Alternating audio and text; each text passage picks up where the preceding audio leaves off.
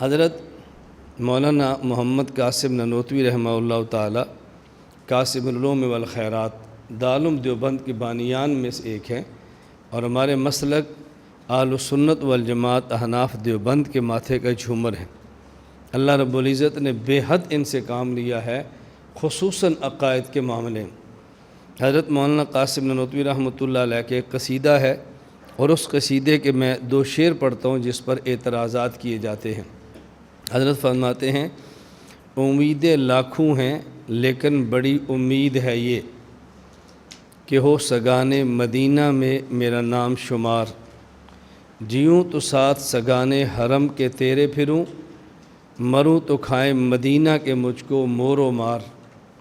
میری کئی امیدیں ہیں اور کئی خواہشات ہیں، سب سے بڑی خواہش یہ ہے کہ مدینہ کے کتوں میں میرا نام شمار ہو، سگانے مدینہ۔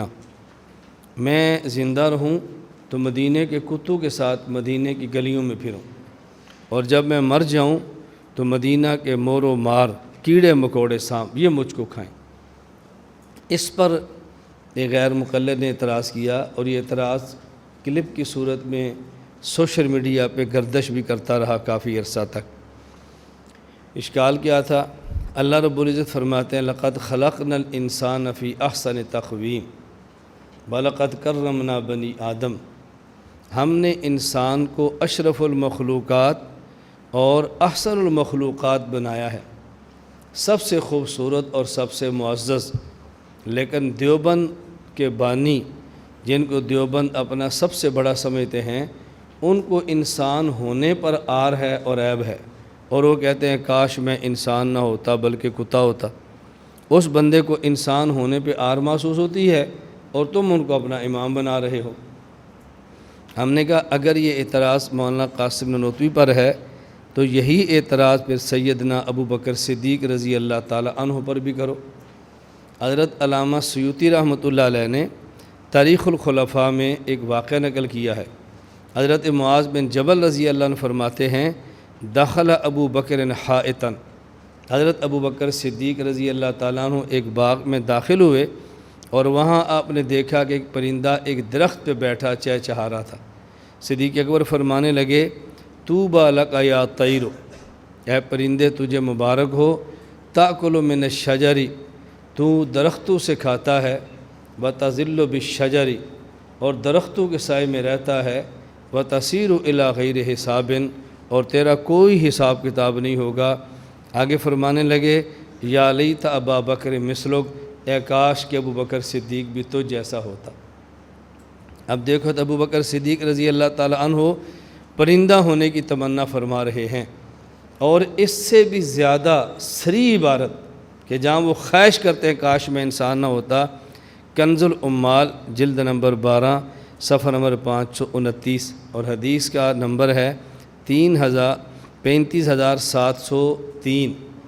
حضرت صدیق اکبر رضی اللہ تعالیٰ عنہ کے باغ میں داخل ہوئے، وَنَظَرَ إِلَىٰ عُصْفُورٍ، آپ کی چڑیا پر نظر پڑی تو فرمایا، طوبی لک یا عصفور، اے چڑیا تجھے مبارک ہو، تاکل من الثمار، تو پھلوں کو کھاتی ہے، وتطیر فی الاشجار، اور پرندوں میں اڑتی ہے، لا حساب علیک ولا عذاب، اور قیامت کے دن تیرا کوئی حساب و کتاب نہیں ہوگا۔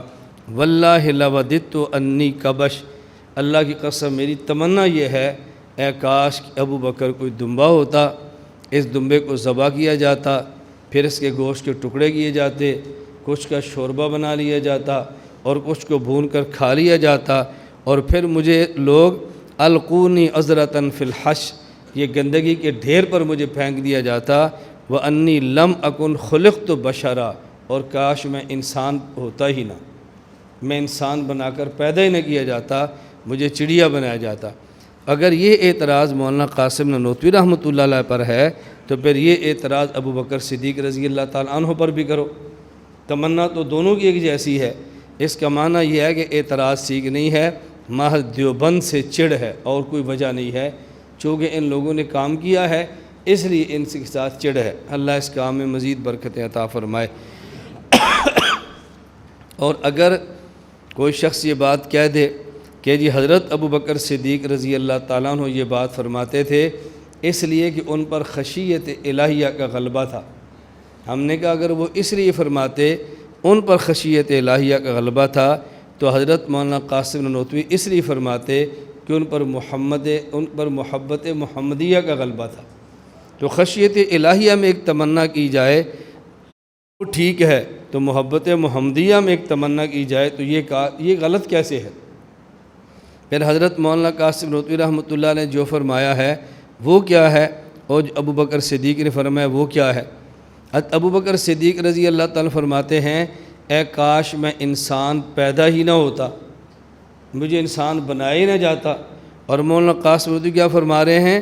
امیدیں لاکھوں ہیں لیکن بڑی امید ہے یہ کہ ہو سگانے مدینہ میں میرا نام شمار۔ یہ نہیں فرمایا کہ میں انسان ہوتا ہی نہ، انسان ہوتا لیکن میرا شمار کے دنیا کے کتب میں ہوتا کہ جیسے کتے مدینے کی گلیوں میں پھرتے ہیں تو میں بھی مدینہ منورہ گلیوں میں پھرتا، اور اگر میں مر جاتا تو مجھے مدینہ کے کیڑے کھاتے۔ دیکھیں عام انسان مرتا ہے تو اس کو کیڑے کھاتے ہیں نا، قبر میں کیڑے کھا جاتے ہیں۔ ان کی خواہش ہے میں مدینہ فوت ہوتا تو مجھے عام جگہ کے نہیں بلکہ مدینہ منورہ کے کیڑے کھاتے۔ تو یہ بات خلاف شرع بھی کون سی ہے اور خلاف عقل بھی کون سی ہے؟ لیکن تب ہے کہ جب بات کرنے والے کے اندر عقل ہو اور بات کرنے والا شریعت کو سمجھتا ہو۔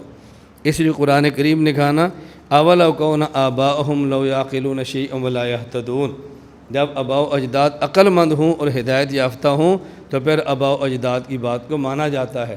اللہ کا شکر ہے ہمارے آباء و اجداد عقل مند بھی ہیں، صاحب علم بھی ہیں اور ہدایت یافتہ بھی ہیں۔